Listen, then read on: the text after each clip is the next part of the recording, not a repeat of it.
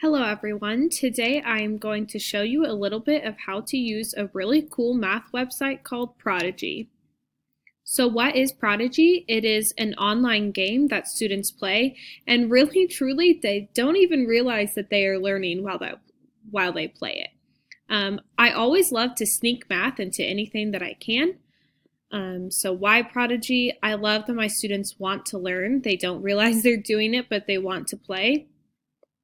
And then after they've been playing for a while, they'll come up to me and say, Miss H, we just learned this in class and now it's on Prodigy. And I'll say, maybe that was on purpose. They don't even realize I am assigning them the questions.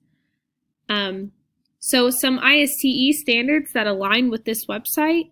It is using technology to design and implement a variety of formative and summative assessments that accommodate learner needs, provide timely feedback to students, and inform instruction. So basically, the website gives them direct, immediate feedback for their learning.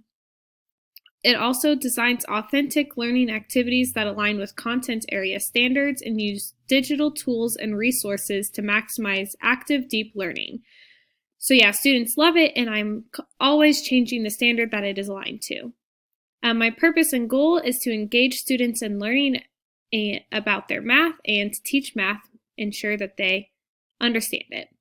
So from the teacher view, that's what we'll go through first. This is what it looks like. It is a free website. You just hit log in, and this is what it looks like for me. I teach 6th, 7th, and 8th grade math. So you can see all three of my classes here.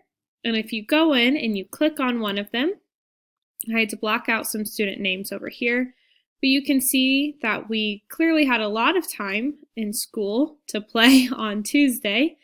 Not so much time on Wednesday when I took this screenshot. So this is my dashboard. This gives me a quick look to my student activity.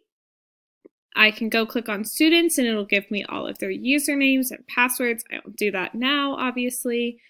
But if I click on planner, then it takes me here to my calendar. And you can see that right now my 6th graders are learning about doing the greatest common factor and least common multiple with prime factorization. So we have that standard there. And then they're going to focus on algebraic expressions, simplifying using all of those, like PEMDAS and everything. So we have my 2 standards here, and I could go click on reports, and it would show me how each one of my individual students are doing. So you have all of these different versions of reports for your students. So from the student point of view, you go to play.prodigygame.com, and all of our students log in with their Google accounts. If they're working from home, they actually get bonus points and not from school. So there are 3 ways that your student can log on. You as a teacher can go in and create a username and password. They always have to enter a class code because that's how you as a teacher get access to their account, and then they can log in through Gmail. So yeah, that is Prodigy. They love it. They're wizards defeating monsters, and they get to learn their math, which is just, a bonus. So that is Prodigy.